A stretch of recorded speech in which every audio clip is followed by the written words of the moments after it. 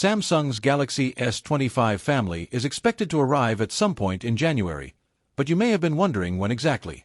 The answer to that question could have been revealed today through the leak of a purported survey Samsung is running online. According to this, pre-orders for the devices will start on January 5th, which means there's a very, very high likelihood that the launch event will take place on January 5th as well. That is, of course, if this information pans out. That is a big if, of course. But truth be told, it wouldn't surprise us at all if Samsung were to push the unveiling forward compared to 2024 when it happened on January 17th. After all, the company did the same thing in July with its latest foldables, holding the event on July 10th this year following the July 26th unveiling of their predecessors last year.